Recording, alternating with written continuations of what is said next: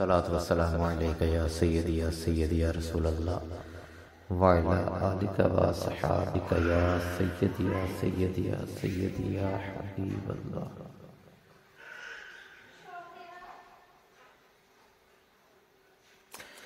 حضرت جنید بغدادی رحمۃ اللہ تعالی علیہ کی خدمت میں ایک شخص نماز جمعہ کے بعد حاضر ہوا اور عرض کیا، حضور مجھ پر آپ رحمت اللہ تعالی علیہ کا بڑا فضل ہو گیا، بڑا فضل ہے، بڑا کرم ہے۔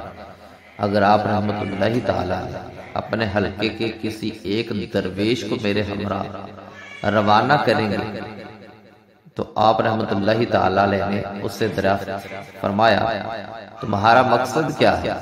اس نے عرض کیا، میں اس درویش کو کھانا کھلاؤں گا اور اس کی صحبت سے فیض یاب ہوں گا۔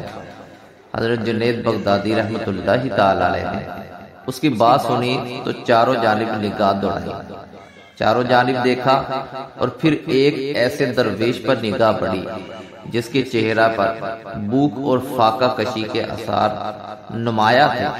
آپ رحمت اللہ تعالی علیہ نے اس درویش سے پوچھا، تم اس کے ساتھ چلے جاؤ اور اسے اپنی صحبت سے فیض یاب کرو اور اس کی میزبانی سے لطف اندوز ہو۔ وہ درویش حضرت جنید بغدادی رحمت اللہ تعالی علیہ کی بات سن کر اس شخص کے ساتھ چل دیا اور اس درویش کے زہد و تقوی کا چرچا بغداد شہر میں خوب تھا۔ کچھ دیر بعد وہ درویش واپس لوٹ آیا اور آپ رحمت اللہ تعالی علیہ کی خانقاہ کے ایک گوشے میں بیٹھ گیا۔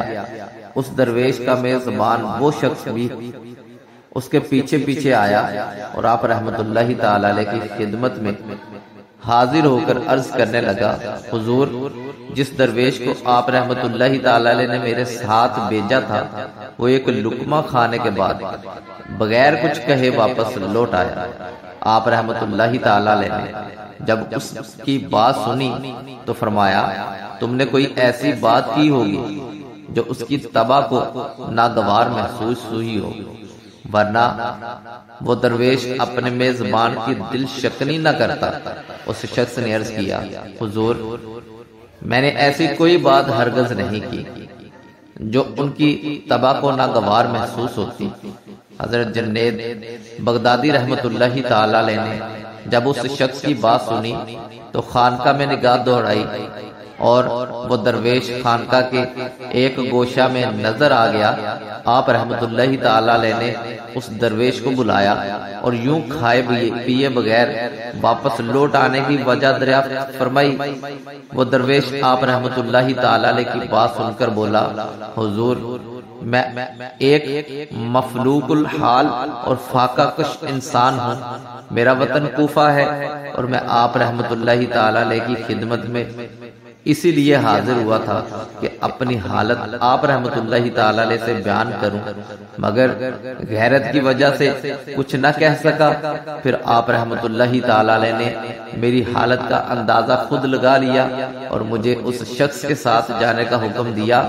میں دل ہی دل میں خوش ہوا اور اس شخص کے ساتھ چلا گیا۔ اس شخص نے نہایت اہتمام کے ساتھ میرے سامنے دسترخوان بچھایا اور پھر اپنے ہاتھ سے نوالا بنا کر مجھے دیا اور کہنے لگا، یہ نوالا مجھے 10,000 درہم سے زیادہ عزیز ہے۔ میں نے اس کی بات سنی تو جان گیا میرا یہ میزبان دنیا دار انسان ہے اور یہ نمو نمائش کا مالدار نمو نمائش کا دل دادا ہے، لہذا اسی وجہ سے میں اس کے دسترخوان سے اٹھ گیا اور کھانا کھائے بغیر واپس لوٹ آیا۔ حضرت جنید بغدادی رحمت اللہ تعالی علیہ نے جب اس درویش کی بات سنی تو اس شخص کو مخاطب کرتے ہوئے فرمایا، میں نے تم سے کہا تھا کہ تم نے یقیناً کوئی ایسی بات کی ہوگی جو اس کی طبع کو ناگوار محسوس ہوئی ہوگی۔ اس نے ندامت سے سر جھکا دیا حضرت جنید بغدادی رحمت اللہ تعالی علیہ نے فرمایا اگر تم کسی درویش کو کھانا کھلانے کی استطاعت رکھتے ہو تو پہلے میزبانی کے آداب سیکھو۔ حضرت جنید بغدادی رحمت اللہ تعالی علیہ نے اس کو نام دیکھتے ہوئے اس کو نادم دیکھتے ہوئے اس درویش کو ایک مرتبہ پھر اس شخص کے ساتھ جانے کا حکم دیا۔